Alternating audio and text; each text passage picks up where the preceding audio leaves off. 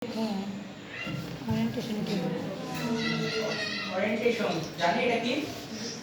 না স্যার জানি না স্যার। এটা হচ্ছে লম্বা লম্বি আর হচ্ছে আর আছে পোর্ট্রেট। দেখেন দুইটা নাম আছে ল্যান্ডস্কেপ, এটা আছে পোর্ট্রেট আর এটা আছে ল্যান্ডস্কেপ। এটা কি করে স্যার সেটা একটু ফোনে যেগুলো করে এই খাতা দেখছি জানেন। এটা আছে পোর্ট্রেট, এইভাবে থাকলে পোর্ট্রেট আর এইভাবে থাকলে ল্যান্ডস্কেপ। এটা ভুল হবে? না স্যার লেখাগুলো বড় হয়ে গেল কেন?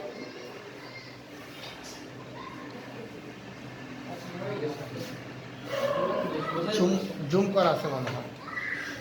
না, কিন্তু মাইক্রো আচ্ছা এগুলো বোঝা যাচ্ছে না? জি স্যার। তাহলে পোর্ট্রেট আর ল্যান্ডস্কেপ শিখবো? পারবো? জি আচ্ছা তারপর আসি পেজ সাইজ। এখান থেকে A4 আর আপনি জব শিটে আরেকটা প্রশ্ন আসতে পারে, আপনাকে বলছিলাম না শুরু করার আগে বললাম যে একটা এখান থেকে একটা প্রশ্ন আসবে, সেটা হচ্ছে custom size. Custom size page size দিবেন কিভাবে? নিচে দেখেন মোর পেজ সাইজ আছে? জি এখানে যাব মোর পেজ সাইজে যাব, এখান থেকে উপরে যে পেজই সাইজ পেজ উল্লেখ থাকুক না কেন এখান থেকে আমরা হাইড্রোলাইটিক করব। বলে দিবে তারা মাইক্রো জি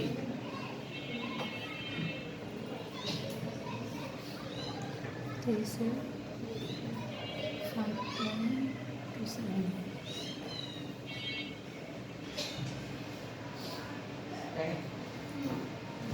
পেজ সাইজ হলো না? জি স্যার। এর সাইজ হয়ে গেছে বুঝাস? প্রশ্নতে সাইজ লেখা থাকবে। জি সাইজ মানে স্যার আপনি জব শিটে দেওয়া থাকবে যে পেজ সাইজ কতটুকু দিব সেই হিসাবে আপনাকে দিতে হবে। আর যদি ফুল সাইজ দেওয়া যায় তখন একই কোড A4 সাইজে দেব, A4 সাইজের সাইজ এটা তো বুঝতে পেরেছেন? জি A4 সাইজের সাইজটা লিখে রাখেন প্লাস মুখস্থ করে রাখেন। লিখে রাখছি।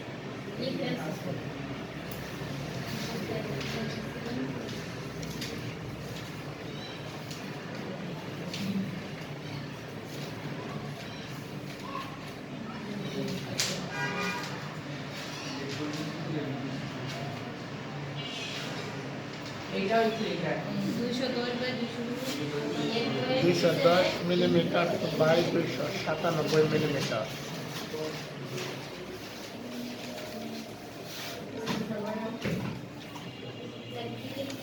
মিলিমিটারস।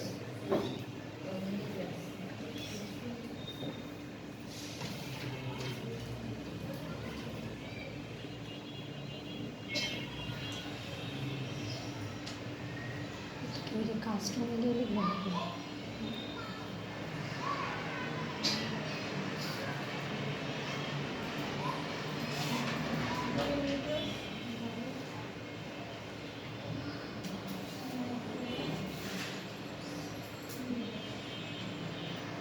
এটা প্রশ্নে আসা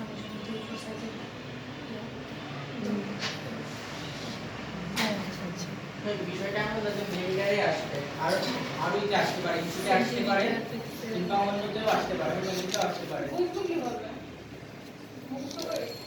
এটা মুখস্থ করতে হবে। আপনাকে পিক্সেলে মুখস্থ করতে হবে সবগুলো না। আপনার মেইন টপিক কি মিলিমিটার, পিক্সেল, ইঞ্চ যেগুলো বেশি ব্যবহার হয় সেগুলোতেই আসে। আপনার এগুলো মুখস্থ করা লাগবে না, একবার দেখলে আপনি কি করতে পারেন। এমসিকিউ আকারে আসবে এগুলা বেশি।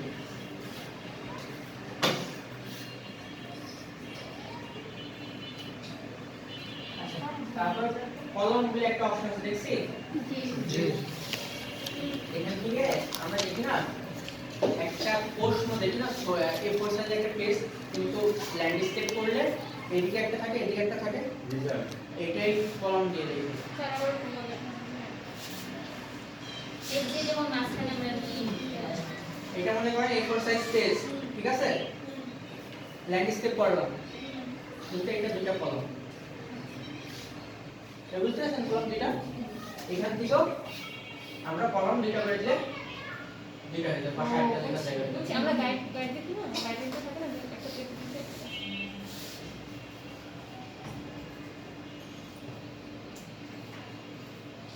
ও আচ্ছা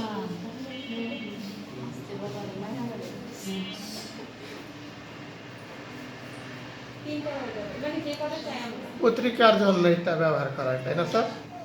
পত্রিকা লেখার জন্য এই হ্যাঁ জিনিসটা হ্যাঁ বেশি হয়। পত্রিকা ও স্যার নিউজ পেপারে তো এগুলোই থাকে।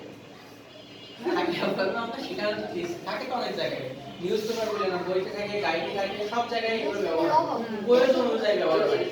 এবং সেই প্রয়োজনটা আপনাকে জানতে হবে। স্যার নিউজ পেপার তো অনেকগুলো ছোট ছোট থাকে, তো এদিকে তোমাদের কি হয়েছে? এই কিন্তু কলাম বলি। শুনেন, কাজ দেখেন কোথায় থাকে এটা ম্যাটার না, কাজ শেখেন। থাকে তো অনেক জায়গায়, আপনার পিসিতেও থাকতে পারে এটা, কারণ আপনি করবেন। নিউজ পেপারে যত ছোট ছোট একটা দেখি ওই তো একটা পেয়ে যায়। ফন্ট সাইজ ছোট করে দিবেন, এটি মোড় দিয়ে মোড দিয়ে বলতে কলমে যাবেন, কলমে যে কলমগুলো সেট করবেন, করে লিখবেন, লিখলে ও অটো দ্বিতীয় পেজে চলে যাবে। এক পেজ যখনই হয়ে যাবে তখন দ্বিতীয় কলমে চলে যাবে, আপনাকে শিফট করা লাগবে না। যখন আমরা এন্টার দিই না, এন্টার শেষ হয়ে গেলে দ্বিতীয় পেজে চলে যায় না লেখাটা, নিচের লাইনে চলে আসে একটা পেজে যাবে। নিচে পিছের পেজে আসে, এটা দ্বিতীয় কলমে চলে যাবে। আচ্ছা, এখানে আর কিছু দেখানোর মতো কিছু নেই। হচ্ছে ইন্টেন্ট, ইন্টেন্টে কাজ তো পারি, হোম প্যারাগ্রাফ গ্রুপে আছে, প্যারাগ্রাফ গ্রুপে, হোম ট্যাবের প্যারাগ্রাফ গ্রুপে দেখেন আছে ইন্টেন্টের কাজ। হ্যাঁ হ্যাঁ দেখছি স্যার, একটু দেখা যায়। এই যে ইন্টেন্ট, এটা কাজ তো পারি। না স্যার, এটাই তো আমার সমস্যা হচ্ছে, নাম্বারিং এর সময়। নাম্বারিং সময় ঠিক আছে, কাজ তো পারি এটা। জি এখন এখানে একটা পেজ লেআউটে আসি, এখান থেকে আপনি মিলিমিটার অনুযায়ী সরাতে পারবেন। যদি জব শিটে উল্লেখ থাকে এত মিলিমিটার রাইটে সরান কিংবা লেফটে সরান, তখন এখান থেকে সরাই দিবেন, পারবেন? স্যার আগে সিলেক্ট করতে হবে, তারপর নাম্বার দিতে হবে। তারপর আছে স্পেসিং, দুইটা লাইনের মাঝে স্পেস থাকে না, জি তারপর স্পেসিং, ওইটা কিন্তু ঠিক করতে পারবেন এখান থেকে। এগুলো প্রয়োজন নেই, লাইন এখানেও আছে, দেখি আর কি কি আছে বেশি। স্যার সেন্টার লাইন যে করতে বলছিলেন ওটাকে ওইখান থেকে করতে হয়। এখন বিভিন্ন যায় আপনার, এটা নির্ভর করে কি কাজ করছেন। যদি শেপ থেকে কাজ করেন তাহলে শেপ টুল আছে কিংবা ড্র টুল, ওখান থেকে শেপ অ্যালাইন করতে হবে। কিন্তু আমি টেক্সট লিখলি তখন প্যারাগ্রাফ টুলে চলে যাবেন, প্যারাগ্রাফ করবেন। সেটা একটু লাইন করা দেখানো না। আবার এগুলো সব দেখানো হয়েছে, স্যার লেখা তো লাইন করতে পারি, তো কাল দিন আমি চলে গেলাম। এটা আপনার সমস্যা। আপনাকে বলছি ক্লাস নিতে আর হবে। তো সমস্যাটা হয়ে গেছে স্যার। আচ্ছা দেখেন, শেপ ঠিক আছে, জি স্যার। এটা মনে করেন এই পজিশনে আছে, সিলেক্ট আছে শেপ, হ্যাঁ অ্যালাইন। আচ্ছা দেখেন এই হোমে আছে, ড্র টুল দেখা যায়, জি স্যার। ড্র টুলে ক্লিক দিবেন, ফরম্যাট, অ্যালাইন, সেন্টার, আবার অ্যালাইন করব, মিডল, এটা একটু পেজের মিডল।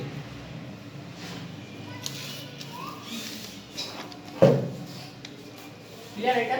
জি আচ্ছা এবার ফাইলে আসি, এটা ফাইল ট্যাব, ফাইল ট্যাবে কিছু কাজ আছে, এটা আছে নিউ এর কাজ পারি। জি নিউ পেজ নিউ একটা ডকুমেন্ট নেওয়া, ওপেন ডকুমেন্ট, এখান থেকে ক্লিক করে অন্য ডকুমেন্ট ওপেন করতে পারবো। এখান থেকে রিসেন্ট ডকুমেন্ট দেখাচ্ছে, এটা আমি কম্পিউটার থেকে নিব, কম্পিউটার ক্লিক দিয়ে ব্রাউজ করব। আচ্ছা এটা দেখি হয়েছে ওপেন, নতুন একটা।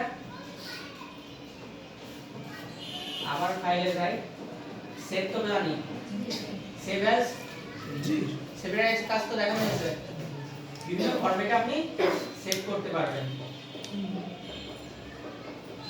স্যার পাশাপাশি পেজ দেয় কিভাবে? একটার পাশে অবশ্যই লেখার পর পর নিচে নিচে পেজ চলে যায়, এটা জুম ইন জুম আউট করলে পাশাপাশি দেখায়, এখানে পাশাপাশি দেখায়। এখন ডিসপ্লে ভেদ, ডিসপ্লে অনুযায়ী সেটা নাও দেখাতে পারে অনেক ডিসপ্লেতে, কিন্তু পাশাপাশি হতে থাকে, পাশাপাশি নিচে নিচে, ওইটা কোনো সমস্যা না, ওইটা আপনার মনে করেন একটা দেখা যাচ্ছে। আচ্ছা ফাইলে তারপর প্রিন্টে আসি, প্রিন্ট এগুলো সব একটা মেনু। কোশ্চেন এমন আসতে পারে যে প্রিন্ট কোথায় আছে, প্রিন্টের শর্টকাট কমান্ড কি? প্রিন্টের শর্টকাট কমান্ড তো জানি সবাই, কোথায় আছে এটা তো অনেকেই জানে, তাই না? কিন্তু মনে থাকে না তারা পড়ার সময়। তখন ফাইল ট্যাবে ফাইল ট্যাব থেকে সেভ অ্যাজের নিচে আছে, কিংবা 6 নম্বরটা, কিংবা ফাইল ট্যাবে আছে, শেয়ারের উপর একটা বোঝা যাবে। আরেকটা জিনিস যেটা তখন বলতে গেলাম ভুলে গেছিলাম, সেটা হচ্ছে এই যে আপনি টাস্ক দিলাম লাস্টে পিপি, এটা অত বড় করে লেখার কোনো দরকার নেই। এখন লেখেন সমস্যা নেই, এখন যত খুশি লেখেন, কিন্তু যখন অ্যাসেসমেন্টটা আসবে তখন যত শর্টে বোঝাতে পারেন। আমাদের এই সেক্টরটা এমন যে মনে করেন যে ইংলিশ পারে না তার জন্য চলে যায়, আর এই শর্ট কোয়েশ্চেনগুলো এমন ভাবে আসবে জাস্ট একটা ওয়ার্ড লিখলে অ্যানসার হয়ে যাবে, এমন ভাবে হয়। এখন ওই ওয়ার্ডটা লিখে আপনাকে বুঝতে হবে কোন ওয়ার্ডটা দিব আমি, দিলে আমার অ্যানসারটা আসবে। স্যার প্রিন্ট করে কি হবে?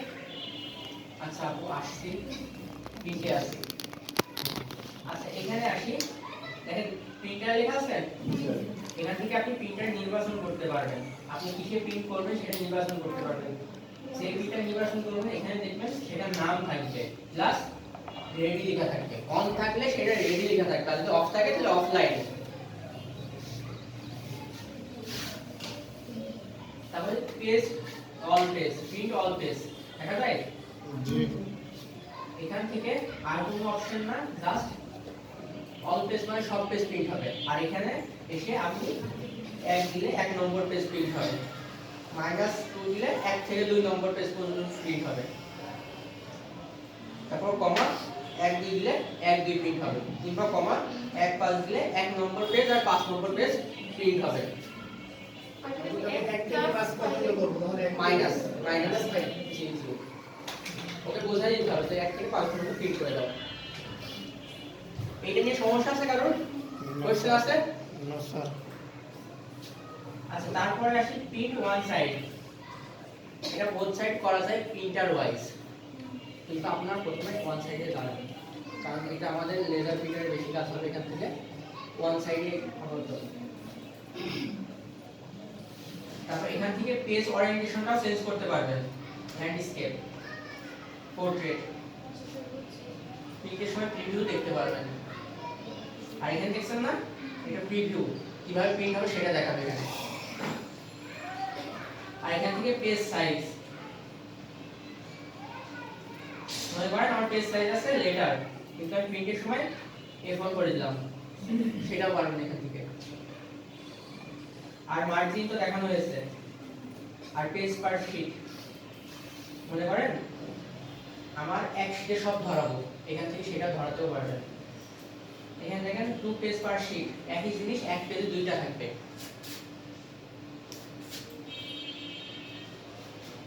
প্রিন্টের সময়টা প্রিন্ট হওয়ার পরে দেখতে পারবেন। ছবি যে করে ওটা তো এর ভিতরেই করে মনে হয়, পেজ থেকে করে। তারপর কি ছবি আগে বলেন? পাসপোর্ট সাইজ ছবি করে, এটা পরে ছবি করে, এখানে করে সেগুলো সেই বিষয়গুলো আলাদা। আচ্ছা পেজ সেটআপে আরো অপশন আছে, এগুলো আপনাদের প্রয়োজন নেই অতটা, এখান থেকে জাস্ট সিম্পল এইগুলো জানলেই হবে। আর এখান থেকে তারপর সেটআপ হওয়ার পরে প্রিন্টে ক্লিক দিলে প্রিন্ট হয়ে যাবে। এই ফাইল কত আসবে না, সেহেতু প্রিন্টার দিয়ে ওইগুলো কভারটা আসবে। আর এখানে আরেকটা বিষয় আছে, কপিস, কয় কপিস করতে চাচ্ছেন এসে কপিসটা উল্লেখ করে দেবেন। যদি 5টা দেন আপনার 5 কপি হবে, একই পেজ 5টা বেরাবে। এইগুলো নিয়ে কারো কোশ্চেন আছে? আপু বুঝতে পেরেছেন? আপু আপনি ক্লিয়ার? হ্যাঁ সমস্যা আছে কারো এগুলো? স্যার ওই যে একই পেজ একটা 5টা কপি হবে, ওইটা কোনটা কি বললেন? একই পেজ 5টা, এটা কি কপি? মানে একটাই 5টা হবে, বুঝতে পারছি। কয় কপিস করলে তার উপর নির্ভর করে। আচ্ছা এইটার সেটিংটা কি হবে? যেমন হচ্ছে কি আমি 1 থেকে 5 পর্যন্ত হচ্ছে কি সিলেক্ট করছি, 5টা 1 থেকে 5 পর্যন্ত কপি হবে। আর ওইখানে যদি আমি দিই 2 দিই অথবা 2 দিলাম, তাহলে কি এক একটা কপি কি 2টা করে আসবে? হ্যাঁ মানে এক নাম্বারটাই 2টা আসবে, 2টা হবে 2টা। অর্থাৎ একটা জিনিস বলছেন, আপনি ফটোকপি মেশিন করছেন, ফটোকপি সব স্ক্যান করে নেয়, ওই ফাংশনটা কিন্তু পুরোটাই আলাদা, কিন্তু যে কটা কমান্ড যাবে কপি, সেই কয়টা কপি হবে। আর এইটা হচ্ছে আপনার এই কমান্ডটা হচ্ছে কতটুকু করছেন, কয়টা পেজ করছেন সেটা কমান্ড করছে, আর ওখানে হচ্ছে কপি কমান্ড করছে। ক্লিয়ার এখানে? জি। আর কারোর কোনো কোয়েশ্চেন? আপু আপনার সমস্যা আছে কিছু?